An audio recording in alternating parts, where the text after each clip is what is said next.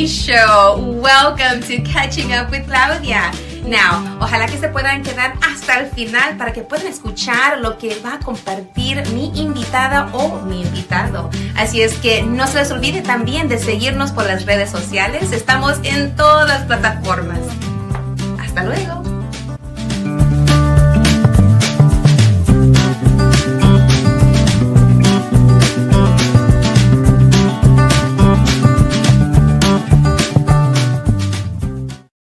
Hola, ¿cómo están todos? Hi, this is Claudia, la super comadre Claudia of RadioCrystalUSA.com. Welcome back. We have another show for you.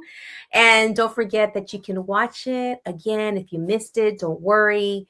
It's on all of our social media platforms. We are on YouTube, Twitter, Facebook, Instagram, LinkedIn, you name it, we're on it. So if you missed it today, don't worry. You can always come back and watch it. All right, so I'm super excited to be here again today with you because on today's episode, we're coming back with two more candidates. If you had the chance to watch last week's show, we actually had a candidate come on and she spoke about her position. We had someone come on and talk about mental health and how you should be making sure you're taking care of yourself.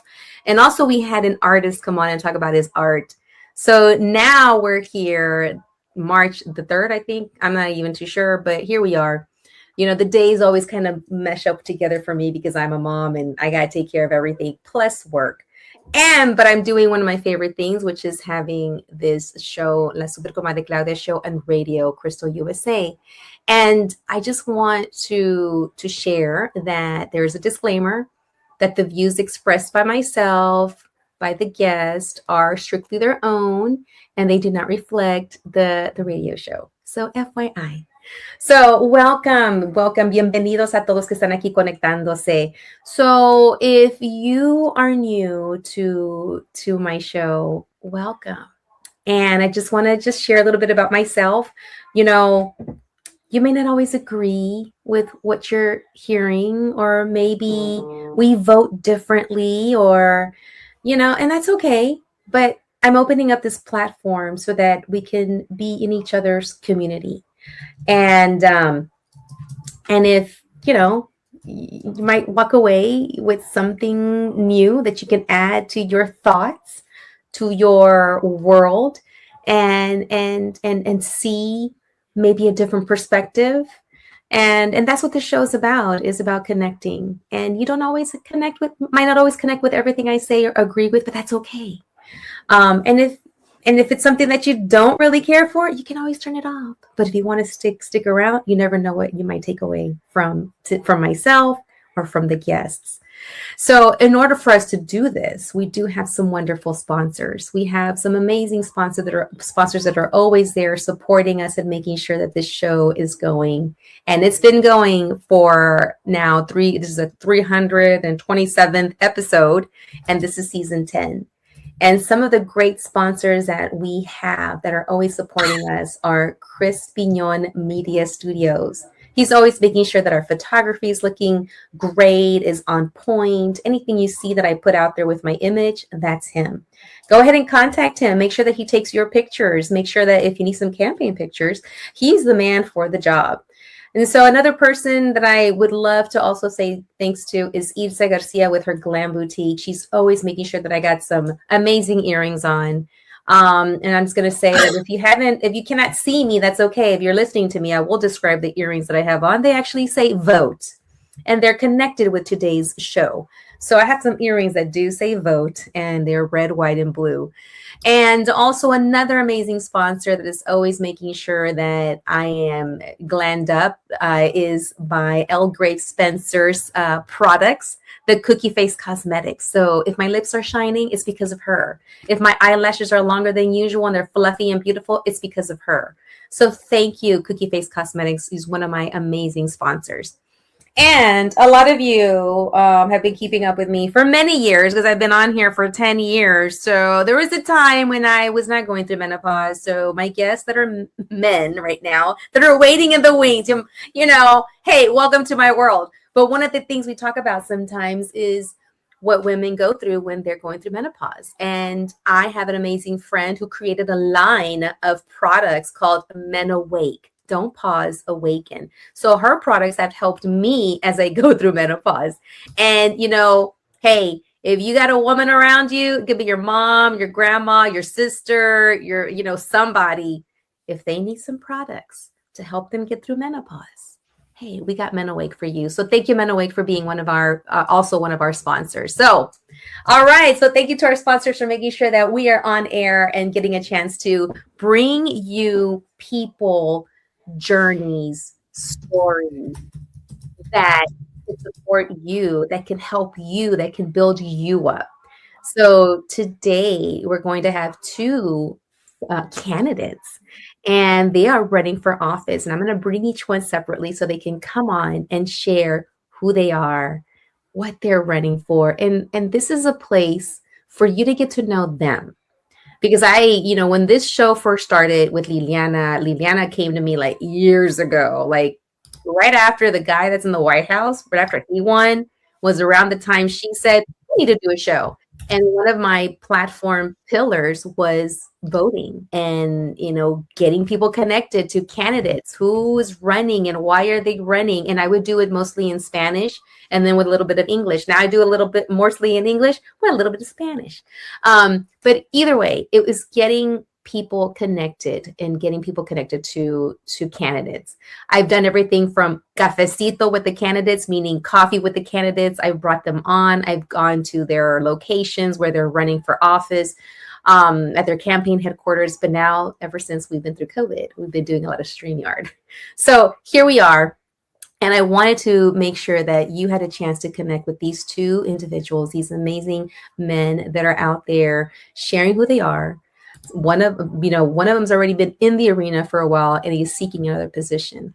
And we have someone that is literally from out of this world in a way, and is back on Earth, and he's going to be sharing the position he's seeking, and we're going to get a chance to get to know him. So first, I'm going to bring on Terry Virts. Where is Terry? Come on down. There he is. There I am.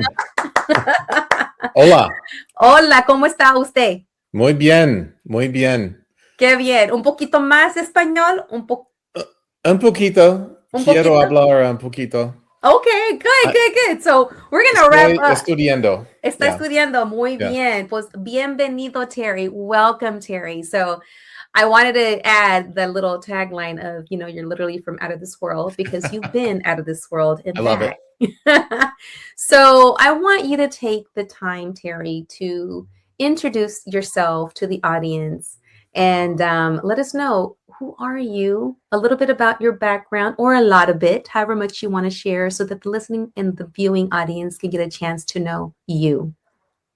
Yeah, well, thanks so much for having me on. I literally just came from block walking, scarfed down some dinner, as we were talking about, and I love having a chance to share this story. So I grew up in a working class family. I was the first guy to go to college for my family, a lot of union members, but I wanted to be a pilot. I wanted to be an astronaut. And so when I was 17 years old, I left home, went to the Air Force Academy for college, eventually became an F-16 pilot, and then a test pilot, flew combat missions in Iraq, was at Edwards Air Force Base, which is the home of that movie, The Right Stuff, if you've ever seen that. Mm-hmm. And I came here to Houston 25 years ago as a NASA astronaut. So I flew on the Space Shuttle Endeavour, got my Space Shuttle model there.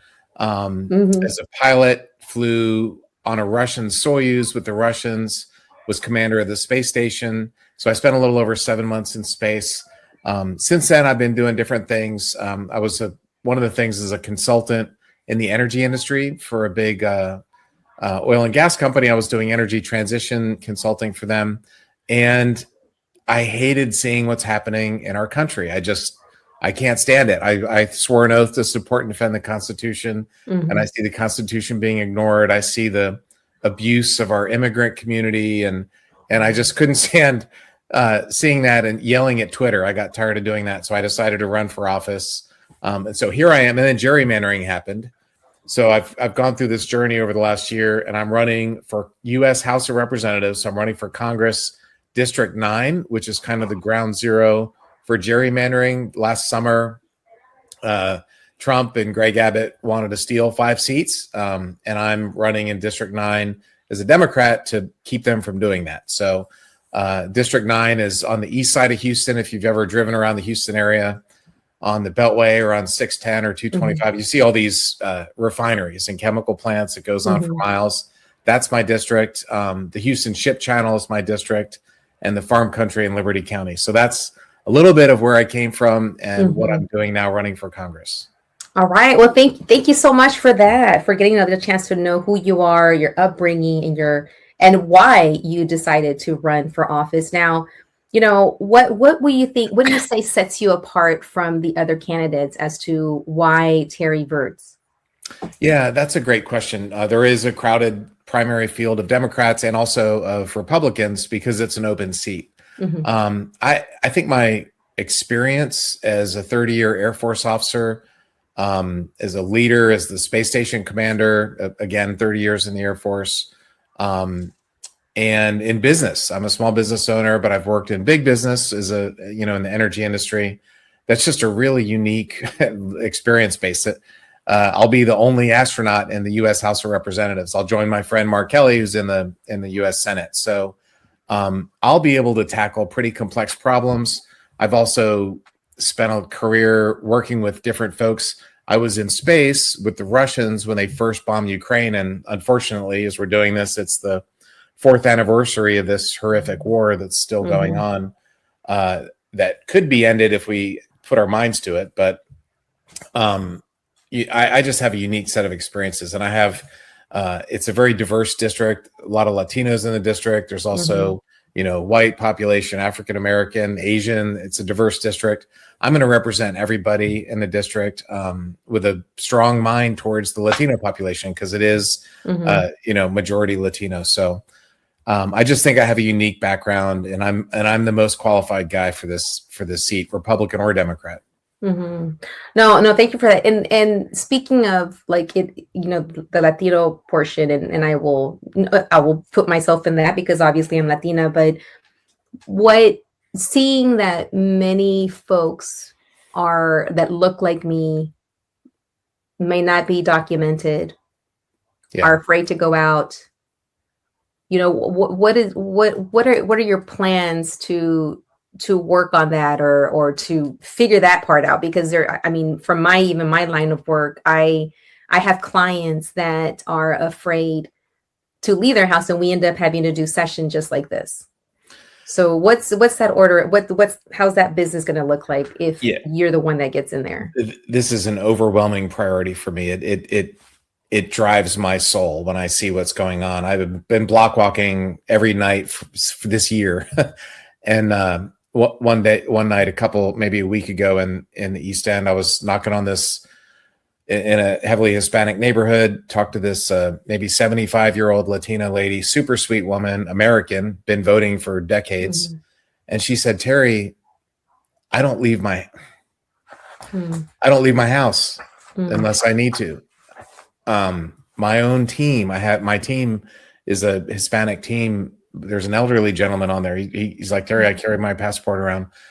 I was talking to a business owner 2 or 3 days ago who runs a roofing company. He can't get his employees because when they see these black SUVs, they don't know if they're going to get yanked, sent off to a gulag that's here and being built in Texas. So of course, these stories are everywhere. They're horrendous. The first thing I'm going to do is stop this from happening. Get ICE focused on criminals. If there's gangs, yes, go after those guys and stop terrorizing human beings, which is what they're doing. I'm going to get the masks off. We're going to get name tags on there. We're going to get the budget under control. We're going to refocus their mission. ICE as an organization needs to be repealed and replaced. No, Americans will never again have faith in ICE. That organization needs to be gone. And the mission of criminal enforcement needs to be moved. And at the much bigger problem, excuse me, is that Congress needs to do its job and have comprehensive immigration reform. 2 years ago in 2024, there was a bill that got worked out, very conservative. Democrats weren't happy because it was too conservative of a bill. It was going to staff up Border Patrol. It was going to do more judges for asylum. And Donald Trump called. I know this because a Republican senator told me in first person. He called them and said, don't vote for this bill because I want immigration to be an issue. The Republican Party is putting party and self above country. So Congress needs to do its job. We need to have comprehensive immigration reform. We need people building houses, and we need people doing work. Like there's more work than there are employees. So even if you don't care about the humanitarian side, which I do deeply, what Trump is doing now with ICE and all this disaster is bad for business. Yeah, I honestly don't recognize my state. Yeah. I was born and raised here in Houston. I'm 51, so I've been here all my life. Young woman, very young. Very, very young, yes. And I don't recognize my country. Yeah. I feel like the lady that you were interviewing, right? I actually for a while carried my passport. And so, it's real. And the economy part, I mean, I remember living here during a time when I think it was Bush 2 understood the connection with Mexico, with other countries, with the economy, with business. Like, and like you said, about that one Republican that said, we're going to make this an issue because it was, again, something, it was beyond, humanity and business. And it was beyond that. It was a plan that was in place and for what's going on right now. We're building gulags in Texas. Yeah. It was just reported. Yeah. The building of these places and the money that's being made by those companies that are having these detention concentration camps. Those companies that didn't exist a few months ago that are suddenly started by the friends and family of Tom Homan and Kristi Noem. And the corruption there, I'm going to investigate, is out of control. 40 people died in ICE custody last year. 40. Yeah. And where's this money coming from? We're borrowing it. It's coming from our kids and our grandkids' future is where it's coming from. How do we take what you just said in a way that people that continue voting against their interest understand that and take that? Because the other side has done a really great job with messaging. Yeah, they have been doing this since I was listening to 740 when my dad was taking. Well, it's been a while. I was gonna say when my dad was taking me to school, but 740 a.m. station here in town was not what it is right now. It used to be the news. It used to be the weather. Then all of a sudden it took a turn. And all of a sudden I heard the same message over and over by all of the people, all the talking heads. And I thought, what's going on here? This is very different. And I know it had to do with when FCC and those changes, when now you didn't have to have both sides of the aisle. The fairness doctrine. The fairness doctrine. Yeah. So how would you take what you just said so people understand that you're voting against your interest? You're voting against, this is your money. Okay, maybe you don't care about the immigrants or their experiences, but you do care about your money and where it goes. Right. We, as Democrats, then need to go and talk to them. And unfortunately, in today's media environment, you have to go on their channel, or otherwise they're never going to hear certain channels. They're only going to hear what they're listening to. So I'm going to go on AM 740 and all the other different talk radios. And I've been on Newsmax. I've been on Fox News. I've been on Joe Rogan. I'm going to go on those shows and make the case that, we are for working people. We are on your side. They are not on their side. They're on the side of billionaires and we are on your side. And that's the case that all Democrats need to make. We need to be rational. God gave us 2 ears and 1 mouth. That's something I like to say. So we also need to listen, and as Democrats, like, what do people want? And then be a party that provides them with what they want. I think what they want, what I've heard, I've been talking to voters now for 9 months, better part of a year. They want healthcare that doesn't bankrupt their families, which is based on these recent big, beautiful bill and all this stuff. They want housing that doesn't bankrupt their families. And they want hope without hatred. They want a hope for a future. Let America, the reason why my family came to America and why yours and anybody who's listening to this who's American, your family came here from somewhere at some point. Even Native Americans like thousands of years ago came over from Russia, right? So Mm-hmm. we're all immigrants at some point. People want hope and they don't want hatred. And God, there's so much of that nowadays. Yeah. The average person, there's not. If you go to the Mexican restaurant, you go to the mall, you go get on an airplane, people like get along, they're fine. But once you turn on the AM radio or Fox News or even like MSNBC or whatever, it's all of a sudden all this hate comes out. So let's have hope without hate. I like that. And speaking of, I just came up with it, by the way. I love it. Okay, you're gonna coin this now. Hope without hate. Yeah. It's so needed. But like you said earlier about going to their channels, going to their stations, I'm even thinking about like the brosphere and all of the folks that are out there that have these very toxic, shows, but going on there with a message and finding the common ground. Because in the end, we all want our kids, our families to be safe and have health care and have the ability to afford, a house in the future. So looking at what is it that brings us together and again, bring back that hope without hate. Mm-hmm. Now, I want to bring someone in who's a voter and a supporter of yours. Her name is Conchita Reyes. Let's see, bring her. Come on, Conchita.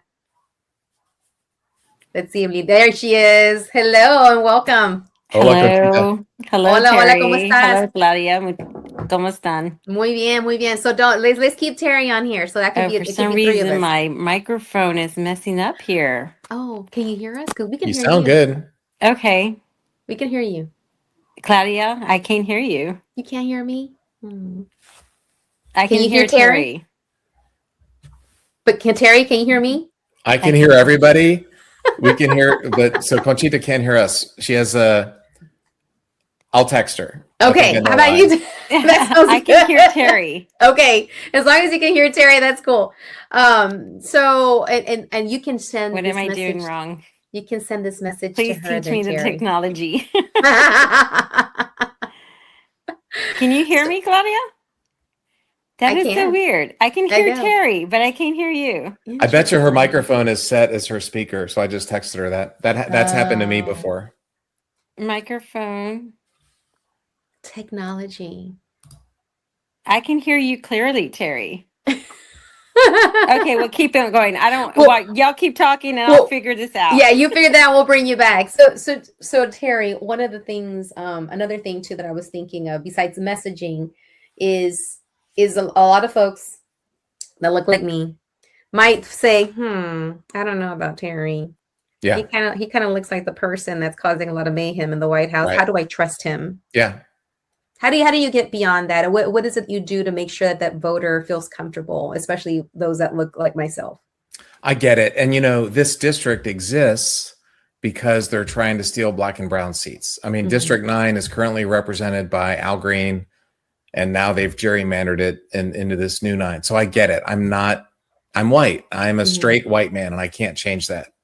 I can tell you that when I look back at Earth from space, I saw blue. I didn't see white or black or brown. I have empathy, and I get it that people have these human problems. The reality is healthcare, housing, affordability, education, safe communities. All communities want these things. But the specific, especially with the Latino, Hispanic population, what's going on with ICE is very specific. I was talking a fellow astronaut, Jose Hernandez. Oh, yes. A good friend of mine. He was here last weekend. We were block walking. The Houston Chronicle just did a full page article about this experience of block walking with Jose. He's, Mexican American. He was a migrant farm worker. His life story is told in the movie A Million Miles Away, which is a great movie on Amazon Prime if you haven't seen it. But we, at the end of the day, we're all human beings on planet Earth. And my ask is, judge me by the content of my character, not by the color of my skin. That's that's all I can ask. I'm gonna, and also I have a whole career history of making my boss mad. So I am not going there primarily as a Democrat. I'm going there as a Texan, as an American, as a Houston resident, and I'm going to vote for District 9 100% of the time. I won't vote Democrat 100% of the time, but I will vote for District 9 100% of the time. So you touched on one of your outreach strategies, which is, outreaching with Jose, with the astronaut, and going out there. What other outreach or strategies have you been employing to continue reaching out to the Black and Brown communities? Yeah. So this afternoon, I was over by Wallaceville Road knocking doors on a primarily African-American neighborhood. So I'm basically knocking on doors every day for a few hours, making phone calls every day for hours. A lot of the folks are Latino, and I had a conversation in Spanish tonight on the phone. I had a conversation in Spanish with an elderly Latina lady, and it's not that great, but I can have a conversation. Yeah. I had one guy in the East End. He was 89, didn't speak a word of English, and the city had broken his water pipes. And so we had this whole conversation in Spanish, and I got his information and handed it over to my team, who's amazing. Yeah. They're awesome. And they were like working with the city to try and help this guy out. So yeah, I'm doing Duolingo every day, trying to work on myself. I love that. Well, thank you for that, and for making an effort and reaching out, because that is so needed right now, especially with the fear, and the fear is real, even for people that are born here. Yeah. 100%. And yeah. So as we wrap up your portion, I want to open it up so that you can tell us in Espanol for the listening audience in Spanish, inviting them to vote for you and why. So, mi nombre es Terry Virts. Soy el candidato para la Congresa y por favor vote para mí.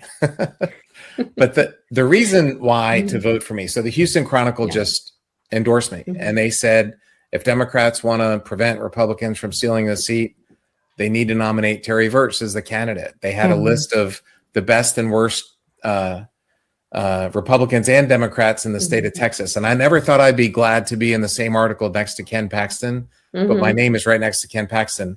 He's at the bottom of the worst Republicans, and I'm at the top of the best Democrats. And so I'm a guy, and in this district, that the Republicans drew it to steal it. And if the Republican wins the seat, I hate to be so partisan, and who I am is not really a partisan guy, but in today's world, the parties, the Republicans have gone insane. If a Republican wins, it's just going to be a Trump rubber stamp. And Donald Trump has brought us these gulags. Donald Trump is lying about what ICE is doing.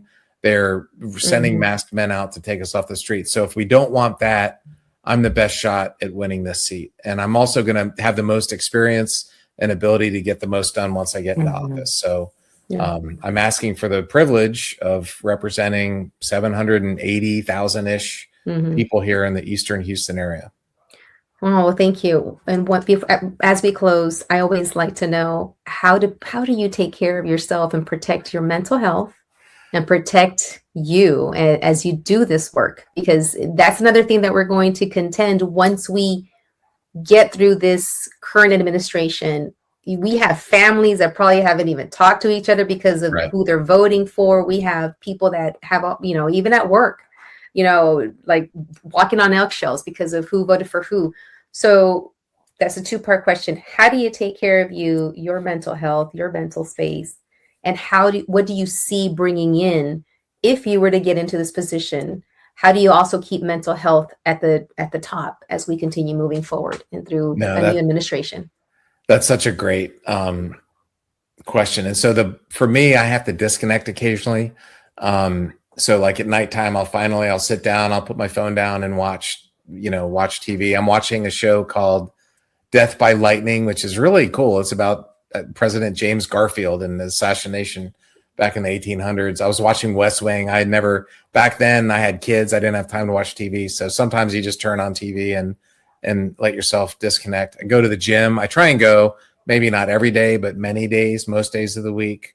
The good thing about block walking is I get my steps in because I'm walking around the neighborhood. So exercise and disconnecting, especially from devices, and also not obsessing. Also, like my aunt just had surgery, so I've been trying to help them out. A family member just passed away. And so you got to take time to, be with your family and stuff. So I think disconnecting and keeping exercise and keeping your physically, mentally, and spiritually exercise. I have a Tuesday morning men's Bible study. I was at at that this morning. So things like that are good. But if folks want to know more, terryvirch.com is my website. And they can check that out. There's lots of stuff and media interviews and that kind of stuff. But terryvirch.com is my website. All right. Well, thank you. And Conchita, can you hear me? Yes, I can. All I can right. hear you now. Ahora en Sorry about that. español, a little bit Ahora. en español para que la gente sepa de Terry, su Ajá. nombre y un poquito de por qué deberían votar por él. Pues debo decir por qué estoy votando para Terry, porque yo estoy en el nuevo distrito 9 y cuando la primera vez que conocí a Terry, explicó todo, por qué está corriendo y por qué es el candidato que va a poder pelear con los otros que están en el otro lado, los republicanos. Es muy inteligente persona, muy cariñoso en el sentido de él quiere ayudar a nuestra gente hispana. Él trata de hablar español para que la gente está cómodo de estar con él. Es algo muy diferente que hemos tenido de otros candidatos que no son latinos. Pero en este caso, no exactamente estamos buscando un latino para correr en este distrito. Estamos buscando un candidato que puede ganar en este distrito porque es muy importante. La razón es que estaba designed. Diseñado para que un republicano gana. Pero en realidad es un distrito que puede ganar un demócrata. Un demócrata, sí. Sí, entonces para Terry el chance es muy alto. Es muy alto. Y la cosa es que también puede traer los republicanos en la elección general en noviembre.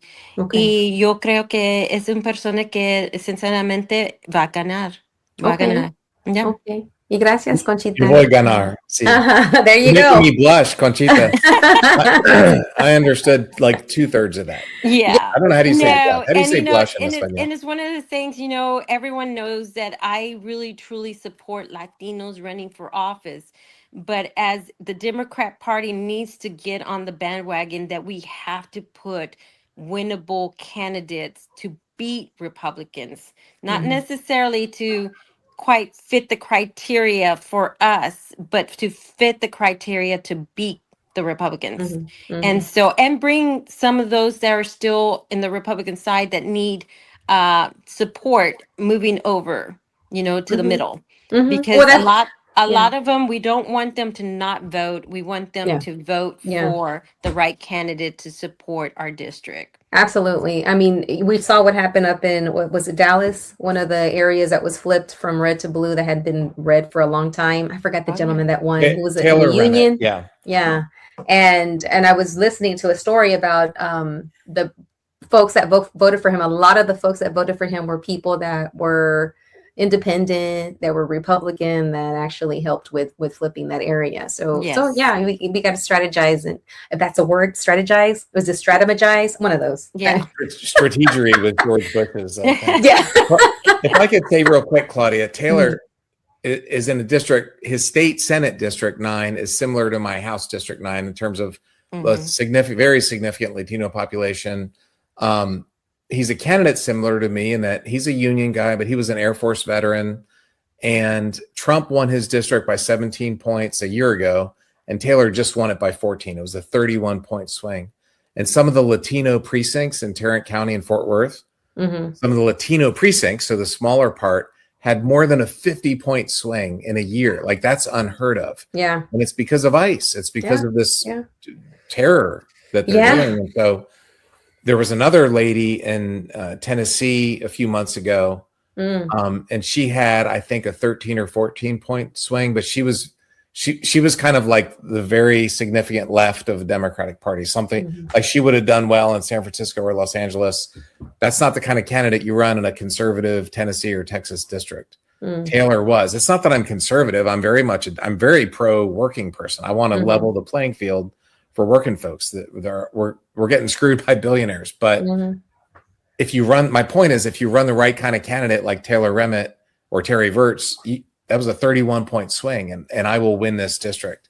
And we just need to make sure that we do that. Yeah. Well, yeah, and we need to make sure we have people that go in there with the right mindset, their heart in the right place, and to fight for humanity at this point.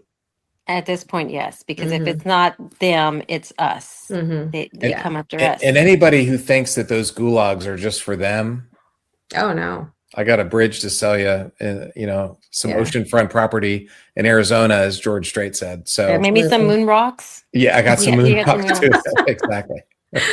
Well, thank you so much. I thank you so much for taking the time and being here and to share who you are, get people to know you, because I think for me, when I do this, it's like keeping it close, keeping it connected, keeping it like as if you're talking to someone across a kitchen table, because that's what people need to know.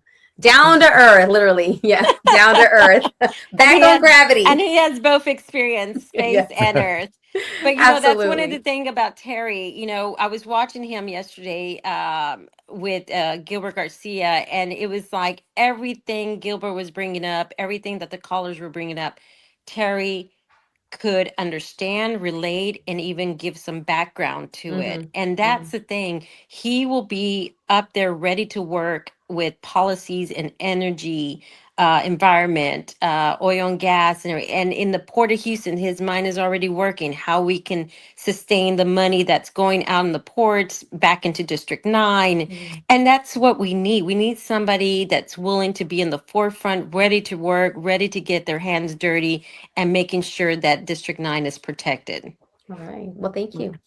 Thank you so much. Gracias, super comadre. De nada. Now you are you are now a super compadre. So he's an honorary. What's comadre? Is that like madrino? It's kind of like a co-mom is what the literal translation. So co-padre is co-dad. Like godmother? Yeah, it's like a godmother, like a godparent. Okay. Yeah, almost. It's like you're now relatable to the family. Exactly. That's what I thought. You're like auntie. Anyway. Yes, something like exactly, that. Yes, exactly. Yeah. All right. Well, thank you. Good night, and hopefully good night. You're not like regular comadre. You're super. No, I'm comadre. super comadre. That makes y'all super. She's right up there. She's up there. All of y'all are on board now. Hasta luego. Good night. Buenas noches. Buenas noches. Bye-bye. All right, guys. So you had a chance there to meet and get to know Terry Virts. He is running for position here, and hopefully you had a chance to take away some stuff. And now I'm going to bring someone else, a very important man who has I'm going to share this when he gets on, but I don't think he remembers me, but a long time ago, this individual came out to the groundbreaking of my schools when I was a principal, my school's playground, when I opened up Kip Dream back in 2000 and the early 2000s. Let's just leave it there.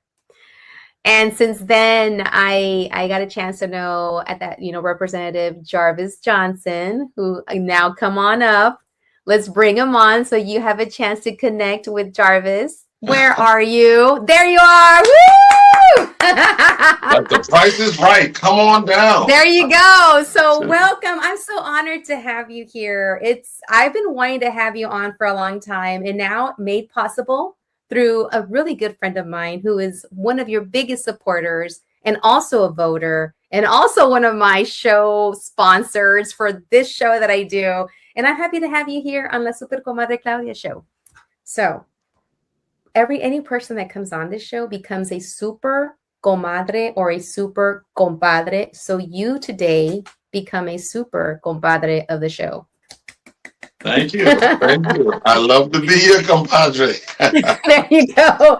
So I wanted to bring you on today. First of all, Miss, my good friend Latricia's like, can we have? I'm like, yes. Like, say no more. Let's get him on, because I want for the audience to get a chance to know you, especially the Spanish-speaking audience, because I do sum it up and share a little bit in Espanol, so that way they get a chance to connect with you and get to know you.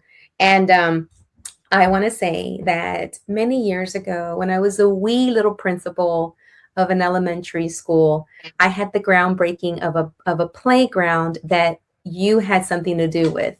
And then you came to the groundbreaking of my playground. We had a big party. It was over at a school I opened up off of Cross Timbers. It was the old Terrell building, and it was Yes. with the KIPP schools. And I was a wee principal, and you came out and you gave it your blessing. You already part of the team that helped make that happen to begin with. So full Yes. circle. Thank you so It much is for full that support. circle. I did not Yes. know you were a principal. Now you're bringing it all back. That was almost 20 years ago when I was a city councilman. Oh, I'm sorry. Well, you were only at that time. You were only like 15 years old. You were like one of the youngest principals in the country at that time. That's right. So, And we're going to keep it absolutely, like that. that's right. That's right.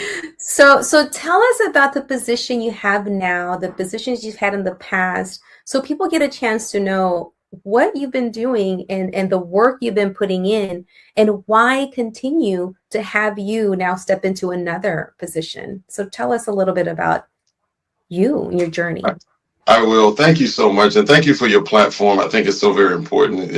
In politics, you don't often have an opportunity of being given a platform to talk extensively about what we're doing. And because everybody is trying to learn everything about you within 60 seconds. When we do debates, and when we do different things, everybody's like, you got 60 seconds to tell us everything about you. And that's so very hard. So thank you so much for your platform. And certainly Mrs. Spencer, what a wonderful lady she is, a wonderful businesswoman, what a wonderful mother, what a wonderful wife she is, and just an overall, and I say this in love, what a wonderful diva, just beautiful, just doing all of the work that she's doing and doing. So thank you so much. In terms of who I am, I cut my teeth in politics as a young boy. I tell this story, and if it gets back to my mother, I'm gonna blame you guys. But I was a drug baby growing up.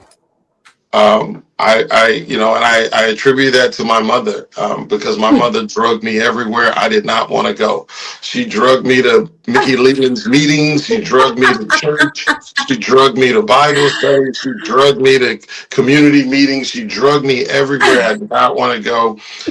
But I believe in the Bible, in Proverbs 22:6, that says, train up the child in the way that he would go, and when he become a man, and become an adult, you will not stray from it. So I learned long ago to understand what community service was because of what my mother did, as working for the late Congressman Mickey Leland, and then running her own nonprofit called the Black United Fund of Texas, which funded organizations within the community that wanted to keep their own identity. Oftentimes people lose their identity when they can start receiving money from outside contributors who want to control their organizations. I started running my own nonprofit when I was 21 years of age. I was a senior at Texas Southern University, and it's an organization called Phoenix Outreach Youth Center, and doing what we would consider to be phenomenal work, creating individual curriculums for children to ensure that they were being on the grade level that they were supposed to, and then from there creating opportunities for the parents, because we realized you couldn't reach the children without reaching the parents, and so we wanted to make sure that our parents were taken care of. Unfortunately, fortunately, we were blessed because the Houston Rockets had heard about the work that I was doing, the work that my team was doing, and they called me one day and said, we want to support your organization. And they built a brand new building in Fifth Ward, Frenchtown, Texas. And it was a great opportunity, and we built this wonderful 4,000 square foot facility, which had computer labs and classrooms and community buildings. It was phenomenal. But then there was a rumor that got out that said that I was running for office, which I wasn't. And so the Houston Fire Department came in and red tagged my building. Now, my building was in the middle of a drug-infested community, prostitution, gangs, just a number of things that were going on. We were the only safe haven around. And I went to City Hall, and I brought all the children, the parents, and a lot of community people. We filled up the chamber. And we talked about what we were doing, and everyone in the chamber was like, oh my God, you're doing such good work. And they all patted me on my head and said, pat, pat, pat, next. And I realized then that's not what you do. That when the people need help, you're supposed to respond to the people. And I ended up running for office. And because I said, no, we're going to have people who respond. We're going to have leaders that respond to the people. And so I ended up running Yeah. for office, and I won. And so as a city council member, I wanted to make sure that my door was always open to the community. Mhm. And so from there, I did 3 terms. I was term limited out. But during that time, I enjoyed the opportunity of creating the largest CIP for District B to ensure that we had infrastructure in place. Our parks, our libraries were all being funded properly.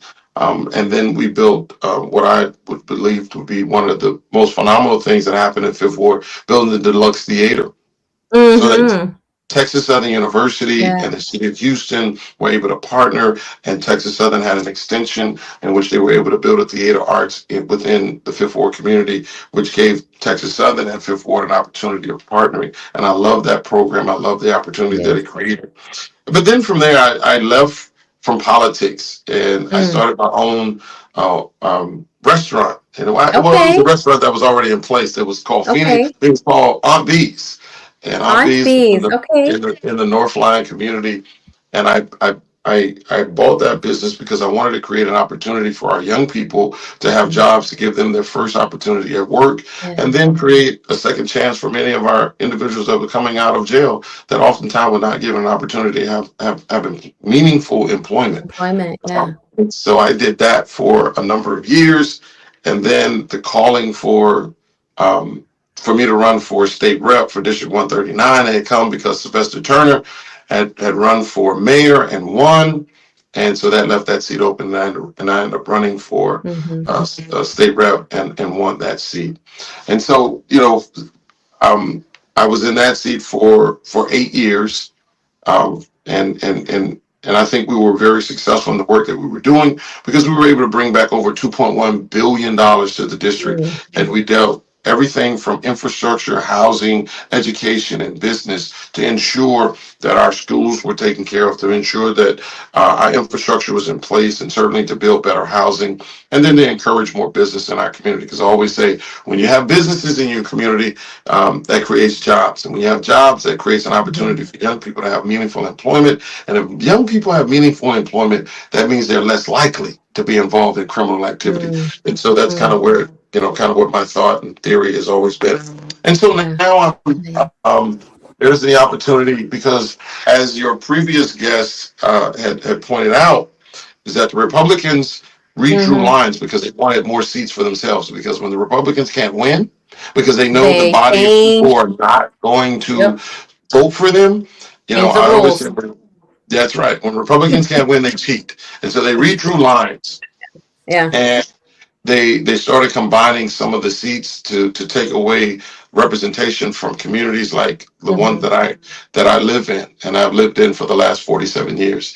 And so I saw an opportunity, because when they redrew the lines to take the old 29th district, which was mostly to the east, Mhm. and then they moved it all the way to the north, um, part of Houston, and they Mhm. took away the 18th congressional district. And so now the district is now everything north of 610 between 59, 45, and 290.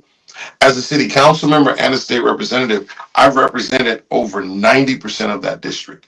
And Mm. I always say it's important for legislators and lawmakers to have empathy. You must know what Yes. your community needs. You Needs. must feel what your community feels. You must have Yes. an understanding of your community if you want to be effective. The problem Yeah. is, far too often people run for office and really don't know the community that they're running for.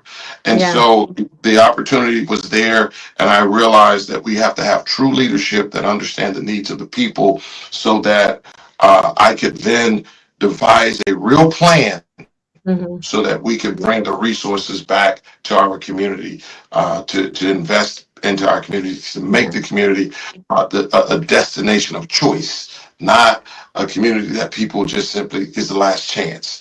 And so Mhm. I always say, you never have to move out to move up. You simply need to Mm. stay in your community, and I want to make sure that my community is the best community that it can be. And so, but it first starts with having an understanding of the community. And Absolutely.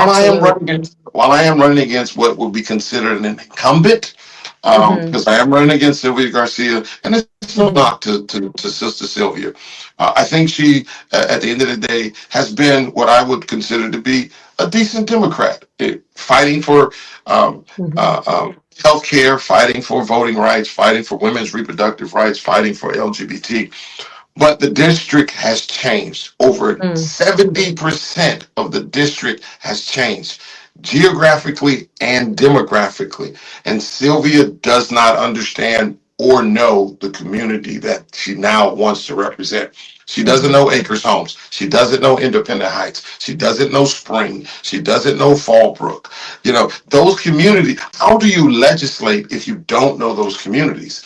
And so that's why I'm running, because I think it's important. And then lastly, I will say, I'm running because while we're all good Democrats, every person that says they want to run as a Democrat are going to fight for immigration rights. They're going to fight for LGBT. They're going to fight for voting rights. They're going to fight for women's reproductive rights. They're going to fight for health care. At the end of the day, all politics are local.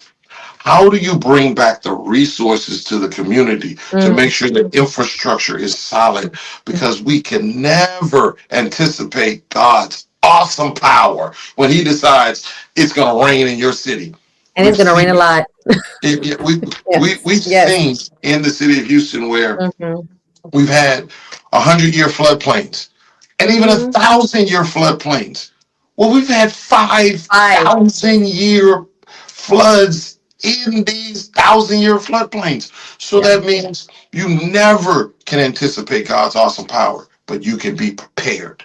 And that's what I want to do, is be prepared. So I want to have this plan to make sure that I work with all the city council members, all the school board members, all the state representatives, all the state senators, all the county commissioners, and we devise a plan to say, here's what this community needs. Here's what this community needs. And then my job is to go to the Capitol and then advocate on behalf of my community to bring back the resources to ensure that education is adequately funded, to make sure that we have enough money for infrastructure, and make sure that housing is adequately there for us. So kind of in a nutshell, that's it. I'm sorry. I know I get long-winded, but no, it's okay. It's okay, because you were able to be very succinct from the beginning to now, your experience and how now it carries over to where you're at and what is it that you're going to do the moment you step into the role. If this is a role that it happens and it works out for you. So with that, knowing that how much is all this gerrymandering or redrawing of the maps has changed everything. How there in this, if there's I don't even know, you tell me, what's the significant, is there a significant portion of Latino still left in there? yes. So the old 29th district was almost 80% Latino. Right. It was 13% Black and it was 7% white. Now here's the most significant. And now it's 43% Latino, 35% Black, and 17% white. But I'll give you an interesting statistic. In the old 29th, which happened to be the lowest voting district in the entire state, it was the third lowest voting district in the entire country. That meant that the congressperson was not working that district to get people to vote. You have to make sure that people feel a part of the process. You have to make sure that people feel that their voices count. Because if you don't talk to the people, then they're gonna like, what's the point? And you know how people are. Everybody says, what's the point of voting? Because it's not gonna matter. Which is what my next question is, knowing that you still have 43%, and even within my own family, I have to be like, come on, y'all need to go vote. Y'all are born here, you got your papers or whatever, you have the ability. And I still get, well, it doesn't really matter. Or what's the point? I don't like to get involved in politics. I'm like, everything. The water you're drinking out of your cup is political, because you want to make sure it's clean. The street you're driving to get to work, you don't want to lose the tire or an axle in a pothole. So everything is political, from the food you give to your kids. And so I try to. So I want to hear, like, what are your plans, or what have your plans been to outreach, especially now you have like 43, 35, 17, to get historically, folks that don't typically vote, make them feel comfortable to vote, that their vote does matter and not be afraid, because now we're hearing stories or being reported of potentially ICE coming out and walking about the voting places just to make people feel uncomfortable. What's the first thing you look for? What's the first thing you look for when you look at your yearbook in high school? What was the very first thing you look for? We mean like right now, or when you got your yearbook from high school? When you were in high school, your own you picture. look for your own picture. Yeah. You look for your own picture.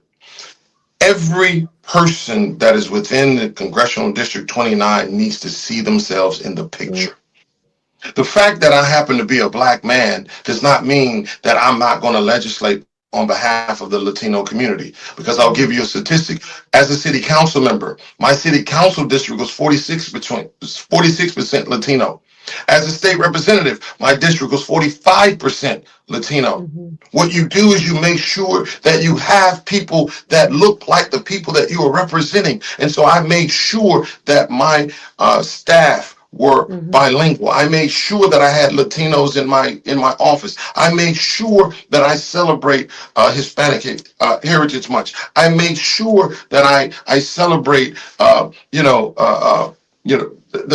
any of the holidays that are and I lose train of thought when I was what is the I'll come back to Hispanic Heritage Month. No, Hispanic Heritage Month, but the Asian community too. Yes. The Chinese New Year. You always want to make sure that you want to make sure that you're celebrating everyone, because everybody needs to feel like they're a part of the picture and not be afraid. They need to know that the representative that they voted for will protect them. They need to know that I will fight for them and that I'm not going to discount them simply because of the color of my skin, or because my hair texture may be different, or because my culture may be a little different. Because at the end of the day, we're all God's children. We all bleed the same way. We all, when the rain falls on you, it falls on me. When your trash ain't picked up, my trash ain't picked up. It's all a part of a big system by which we have to be together.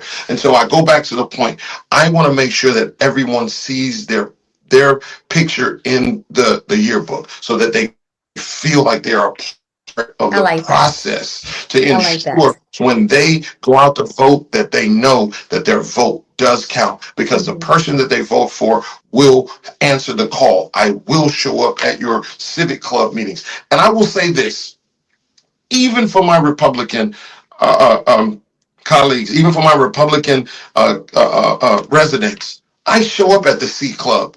We may not see eye to eye, but you are not going to say I didn't show up to listen, to hear, so that we can have an understanding. The problem in this country today is that we don't talk. It has become so partisan that we don't talk to one another, and we've drawn this line. Well, I don't believe in that line. I believe that we're still all God's people. Now, I do know that sometimes Republicans lose their mind because they got a dictator, that is a president that wants to be a dictator, and they listen to him to a fault when they know he's telling a lie, when he tells them that tariffs are not going to hurt, when he tells the Latino community, vote for me, I'm going to take care of you. And then he turns around and invests $180 billion into ICE to build concentration camps, to then harass people of color that simply he wants to do. And let me be clear about something.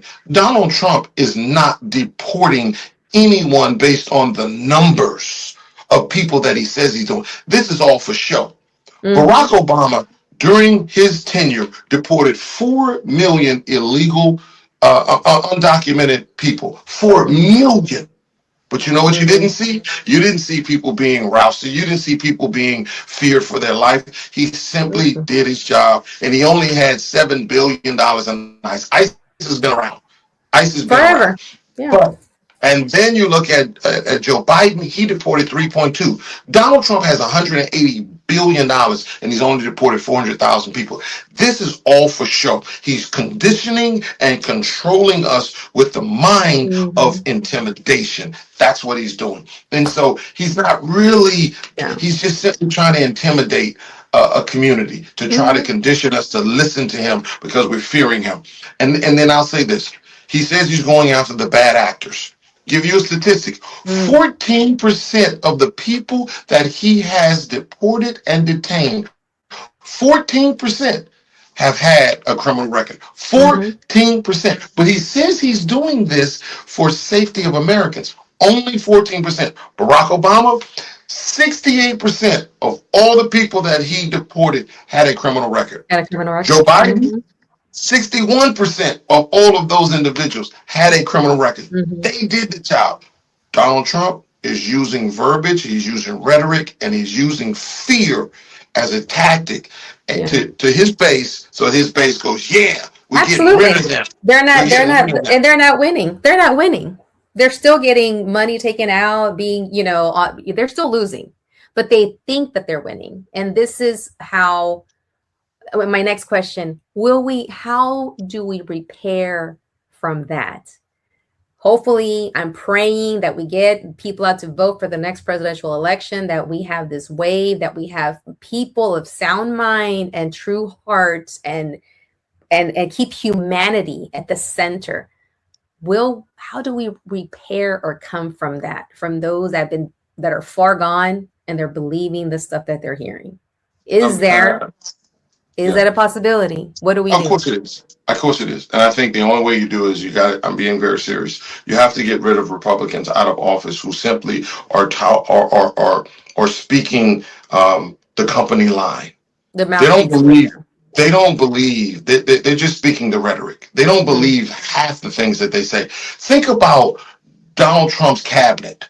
Think about Donald Trump's Vice President, J.D. Vance, who called Donald Trump a Nazi. Think about Marco Rubio, who said Donald Trump is a liar. Think about Ted Cruz, who said Donald Trump is unfit for office. Think about Fox News, who constantly said this person is not fit to be the president of the United States. And yet then he became the president, and now they're all cowering to him. They're all following suit. Those individuals are the individual we got to get rid of. You're not going to spit in my face and call it rain. You're not going to sit here and see the things that you're saying, and then we're supposed to go, you're doing what's in the best interest of us. Donald Trump's first tenure, his first term, you saw he put people in place that held him accountable.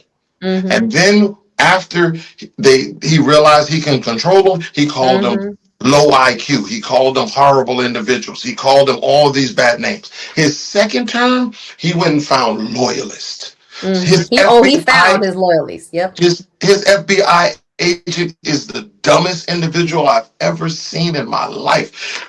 RFK, who happens to be over HHS. Oh my God. How this guy is so, he literally said nuts. He snorted cocaine off of a toilet seat. This man I don't understand how you would, what line? There have been so many lines where I thought, okay, this is it. And it's like, you lost me. He lost me when he came down the escalator and said Mexico, or said some various form of Mexico sends her worse. Once I heard that, I'm like, oh, we're out. There was nothing else you could say. And I'm like, I keep waiting for the people to wake up and say, okay, this is it.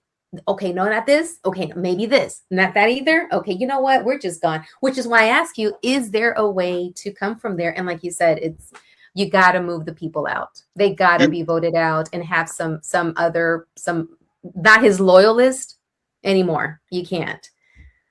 And to my Latino brothers and sisters, I will say this. Yes. We have to build a better coalition so that we understand one another. We have to stop this us against them, because I will say this. And while I have gotten a lot of calls and a lot of hate from a lot of my Latino brothers and sisters that happen to be elected officials, I'll say this.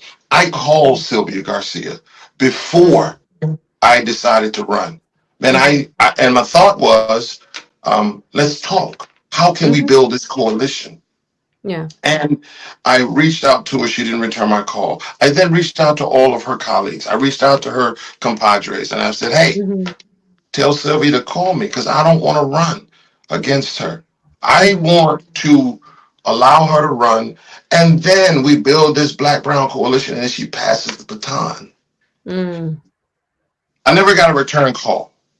I Mm-hmm. never, and so at the end of the day, I'll say this as a congressperson, as I'm helping to build infrastructure, when you go look into Acres Homes now, when you look into Independent Heights now, when you look into Fallbrook now, when you look into Humble now, when you look into some of the, we all live together. Mm-hmm. We all live in Absolutely. the same communities. Yeah. Fifth Yeah. Ward and Acres Homes. I mean, my It's right Latino there. brothers and sisters are strong, It's right right? there. How do we come together and have an understanding? We may have some sort of a language barrier, but when it rains on you, it rains on me. When it I will floods, it make sure floods. I take care of you the Absolutely. same way because Yeah. God ain't gonna say, I'm only gonna rain on the Latinos. I'm only gonna rain Mm-hmm. on the blacks. I'm only gonna Mm-hmm. rain on the white. No, no, no, no. That's Yeah. not what's gonna happen. They're gonna rain on our community, and we all, when the boat comes, we all better get in that boat. We Everybody. all better understand. If we're Yeah. gonna beat this tide, if we're gonna beat this wave, we Mm-hmm. all better be rowing in the same way. You can't row Together. this way and I'm rowing this way. That ain't gonna work. Absolutely. We're gonna Absolutely. perish. We'll perish because Yeah. we didn't understand how to work together. I'm working with my Latino brother. Yes, I'm working on my Spanish. Un poquito Un español. poquito. But at the end of the day, my daughter is fluent. My son is fluent. I Uh-huh. took Spanish for 6 years, but I only learned how to curse. So please don't ask me. I can Hey, curse well. I can curse you can well. defend yourself. That's all. Hey, as long I as you can do can that. curse well. But it's always shocking to my brothers and sisters when I ask them. Uh-huh. I said, when I was in high school, what was my favorite sport?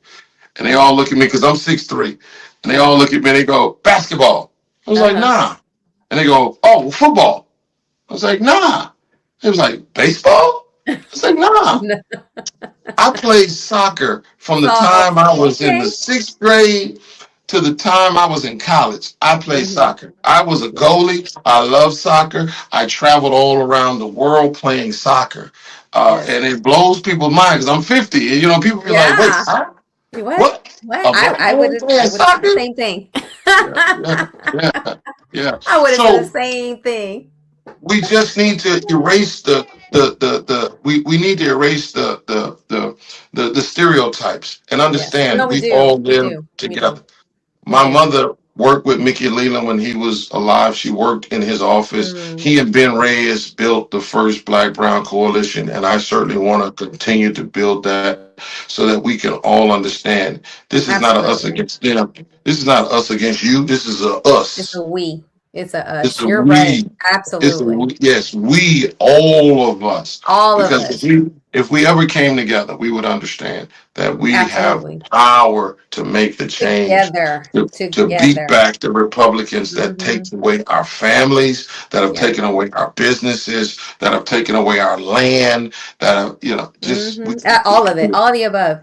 So we got to close it up now. But before we close, I'm going to bring I'm on sorry I've Miss been talking Spencer. so much. I apologize. No, people got a chance to know you, and that's what this is about. So let's bring on Miss Grace Spencer. Yes. Savannah, so we're gonna, because I know we have some other folks that are waiting to record, but I wanted to just bring you on because right Yes. here we're talking about, she's got two young ones, I got two young kids, two young girls, and as moms and as business women and as community leaders and all of the above, I want to say that I have been doing my part to teach my girls.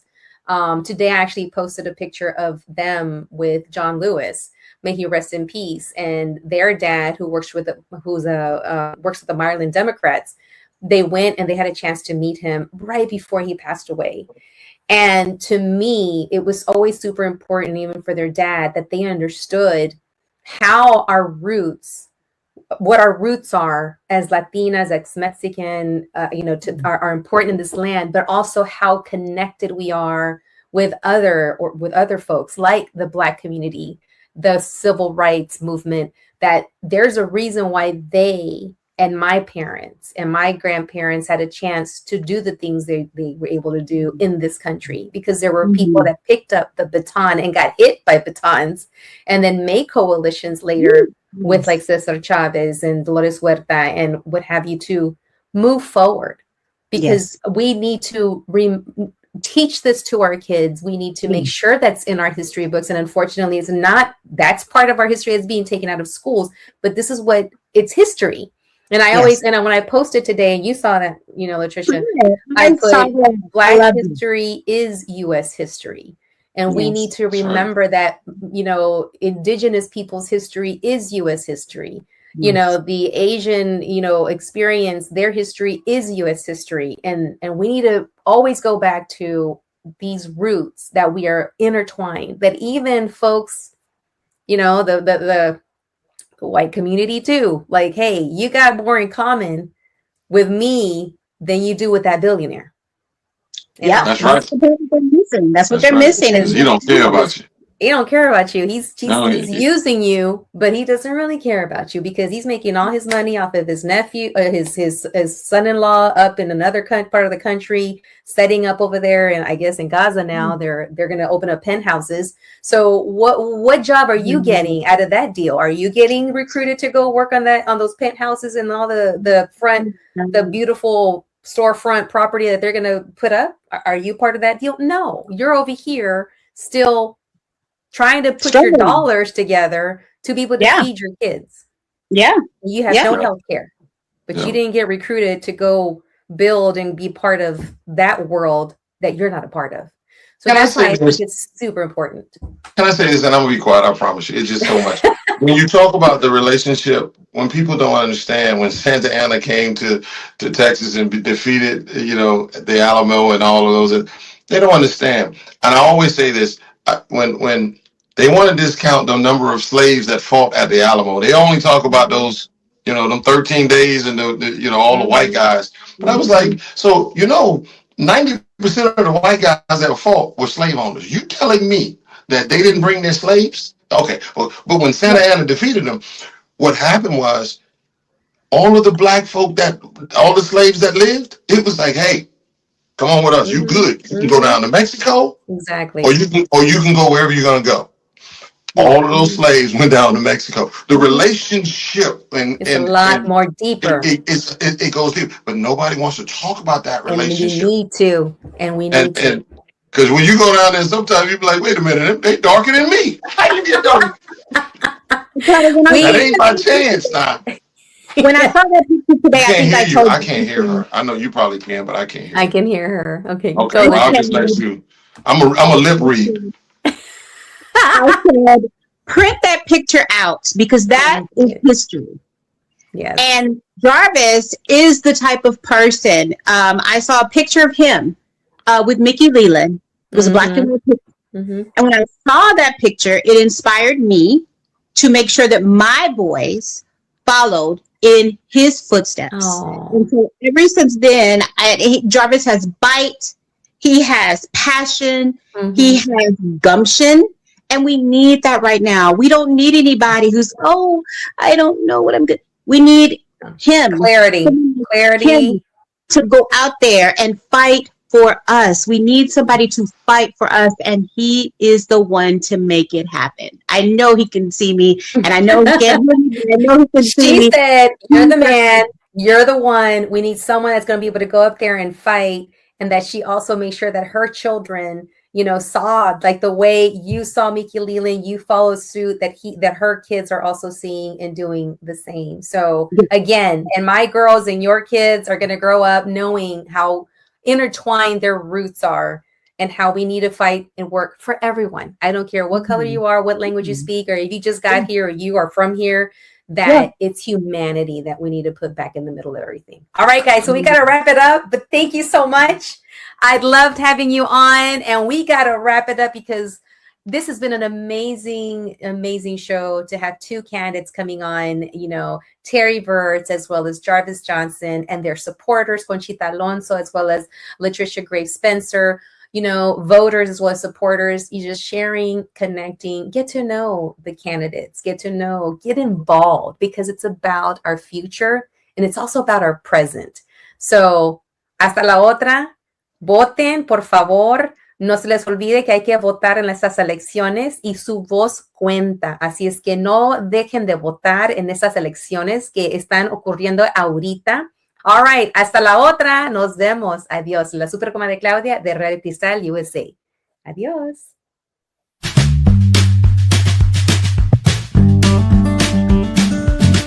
Gracias por haber estado aquí en el show Catching Up with Claudia. ¿Tan tan? ¿Ya terminamos? Ok, bye.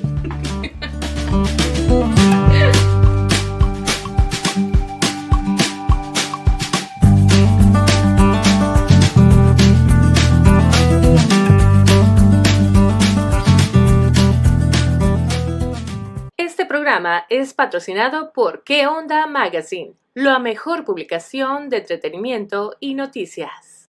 En TXI te ayudamos a comprar, vender o rentar casa. Llama al 713-999-5420 para más informes. ¿Quieres tener tu propio programa de radio y no sabes cómo comenzar? Comunícate al teléfono en pantalla. 713